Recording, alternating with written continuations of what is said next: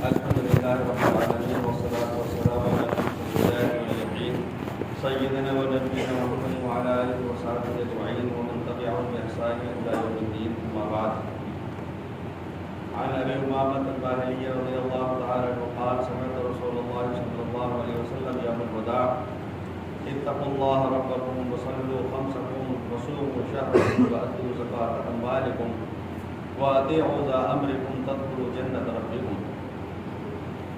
حضرات محترم، حجۃ الوداع کے موقع پر رسالت مآب علیہ السلام نے 23 سالہ محنت، دعوت، تبلیغ، اشاعت دین کے بعد، مجاہدات کے بعد امت مسلمہ کو جو آخری پیغامات عنایت فرمائے اور دین دنیا آخرت کی صلاح اور فلاح، کامیابی و کامرانی کے جو طریقے بتلائے، اس میں ایک بہت ہی آسان نسخہ ارشاد فرمایا کہ یہ 5 کام کر لو، جنت الفردوس میں داخل ہو جاؤ. اس میں سے پہلی بات ارشاد فرمائی کہ اتقوا اللہ ربکم، اپنے پالنہار سے ڈرو، تقوی اختیار کرو، اپنے رب سے ڈرو. ہمیں اور آپ کو الاولین درجے میں یہ تربیت اپنی بھی کرنی چاہیے، اپنی آل اولاد کی بھی کرنی چاہیے کہ اللہ کا خوف، اس کی بڑائی، اس کی تعظیم اور تقریم ہم سیکھیں اور سکھائیں. اللہ تعالی شانہ کا خوف، اس کی عظمت دلوں میں پیوست ہوگی تو گناہوں سے بچنا آسان ہوگا، نیکیوں کا کرنا آسان ہوگا. چنانچہ حضرت جبرائیل علیہ السلام نے جناب رسول پاک علیہ السلام سے جب عرض کیا کہ مل احسان، صفت احسان کسے کہتے ہیں، جس کو قرآن پاک میں لفظ تزکیہ سے تعبیر کیا گیا اور عوامی زبان کے اندر جس کو سلوک و تصوف کہہ دیا جاتا ہے، وہ کیا ہے؟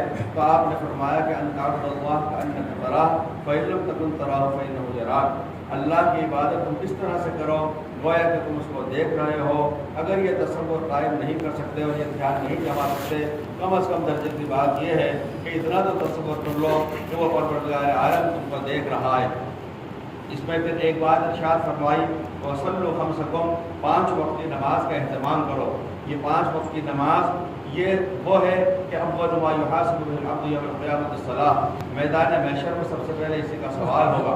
اور حق تعالی شانہ نے یہ نماز، فجر کی نماز جو سب سے پہلے حضرت آدم علیہ السلام نے ادا کی، ظہر کی نماز حضرت داؤد علیہ السلام نے ادا کی، عصر کی نماز حضرت سلیمان علیہ السلام نے ادا کی، مغرب کی نماز حضرت یعقوب علیہ السلام نے ادا کی، اور عشاء کی نماز حضرت یونس علیہ السلام نے ادا کی.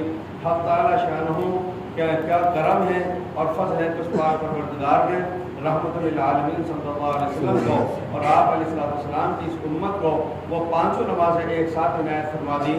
لہٰذا ان 5 وقتوں کی، ان 5 نمازوں کا اہتمام کرنا ایمان والے کے لیے اولین درجے کا فرض ہے. اور دوسری اس کے اندر ایک بات ارشاد فرمائی وصوموا شہرکم، ماہ مبارک کے روزے رکھو. حضرت مفتی حکیم احمد حسن خان صاحب رحمۃ اللہ علیہ نے اربعین صیام میں بیہقی کے حوالے سے لکھا ہے کہ الصیام للہ عز وجل لا یعلم ثواب عامل الا اللہ تعالی، یعنی روزوں کا ثواب کتنا ہے یہ اللہ تعالی شانہ کی ذات والے صفات کے سوا اور کوئی نہیں جانتا. روزہ رکھنا فرض ہے، اس کا احترام کرنا بھی فرض ہے. یعنی یہاں تک ہے کہ وہ شخص و معذور جس کا کہ عذر زائل ہو گیا ہو وہ بھی شام تک روزہ داروں کی طرح سے رہے گا. اگر کوئی مسافر ہے، سفر میں روزہ نہیں تھا، اپنے وقت پہنچ گیا، اگر کوئی بیمار تھا، اس کا عذر زائل ہو گیا، اگر کوئی ایسے خواتین جو شرعی عذر کی وجہ سے روزے کی نیت نہ کر سکتی تھی لیکن دن میں کسی وقت پہ ان کا عذر زائل ہو گیا تو شام تک روزے داروں کی طرح سے ادب احترام کر کے روزے کرنا ہوتا ہے. اور یہ روزہ یہ فرض ہے، اگر ادا نہیں کیا جا سکا تو بعد میں قضا بھی کرنا اس کے لیے ضروری ہے. اس لیے فتاوی عالمگیری میں لکھا ہے کہ اگر روزہ کوئی شخص گرمی کے موسم میں نہیں رکھ سکتا، ٹھنڈ کے موسم میں رکھ سکتا ہو، اس پر لازم ہے کہ وہ روزہ رکھے. بڑھاپا ہو، بیماری ازاری ہو تو اس پر کوئی حرج نہیں ہے کہ وہ روزہ نہ رکھ سکے تو نہ رکھے، لیکن وہ قضا کرے. قضا بھی نہیں کر سکتا ہو تو وہ فدیہ ادا کر دے. آخر وقت میں ضعیف العمر میں اور سن رسیدگی میں حضرت مولانا احمد رضا خان صاحب بریلوی جب ان کی صحت اس بات کی اجازت نہیں دے رہی تھی کہ وہ روزہ رکھ سکیں اور معالجین نے منع کر دیا کہ آپ کی صحت ایسی نہیں ہے کہ آپ روزے رکھ سکیں، تو انہوں نے ارشاد فرمایا کہ میں بے شک یہاں رہ کر کے نہیں رکھ سکتا بریلی میں، لیکن میں کوئی مسوری پہ جا کر کے ٹھنڈے علاقے میں رکھ سکتا ہوں، میں وہاں جا کر کے روزہ رکھوں گا۔ انہوں نے روزہ بہرحال ایسے حالت میں بھی نہیں چھوڑے اور روزے ادا کیے۔ ہمیں بھی یہ چاہیے کہ صوم شہرکم، رمضان المبارک کے روزوں کا اہتمام کریں۔ ہمارے بہت سے بھائی وہ شب برات کے، شعبان کے، عرفے کے روزے مختلف رکھ لیا کرتے ہیں، لیکن ہمیں یہ احساس نہیں ہو پاتا کہ ماہ مبارک کا جو فرض روزہ ہمارے ذمہ بات رہ گیا ہے ہمیں بارہا وہ بھی ادا کرنا ہے۔